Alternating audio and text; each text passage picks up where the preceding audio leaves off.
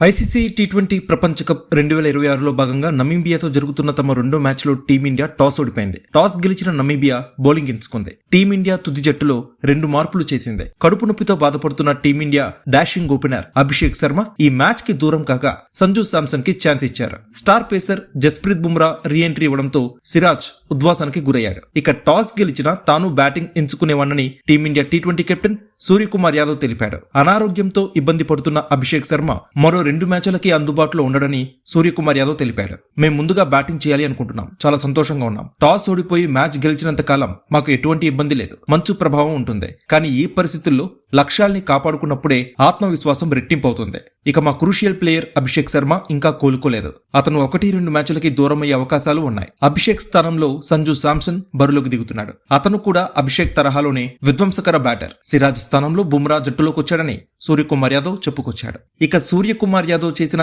ఈ కామెంట్స్ తర్వాత పాక్ తో మ్యాచ్ కి అభిషేక్ శర్మ అందుబాటులో ఉండడని క్లారిటీ వచ్చేసింది. దీనిపై టీమిండియా ఫ్యాన్స్ సటైరికల్ గా స్పందిస్తున్నారు. పాక్ తో మ్యాచ్ కి అభిషేక్ శర్మ జట్టులో లేకపోవడం ఖచ్చితంగా బ్యాడ్ న్యూసే అని, at the same time Pak controversial bowler Usman Tariq bowling ని అభిషేక్ శర్మ ఓచకోత కోయడం ఖచ్చితంగా మిస్ అవుతామని, ఉస్మాన్ తారిక్ బ్రతికిపోయాడని టీమిండియా ఫ్యాన్స్ కామెంట్ చేస్తున్నారు. ఇక టాస్ గెలిచిన Namibia captain Gerard Erasmus pitch conditions నేపథ్యంలో బౌలింగ్ ఎంచుకున్నామని చెప్పాడు. ఇది బ్యాటింగ్ కి అనుకూలమైన ఫ్లాట్ పిచ్ స్వభావం, మంచు ప్రభావాన్ని దృష్టిలో ఉంచుకుంటే ఇది సరైన నిర్ణయం.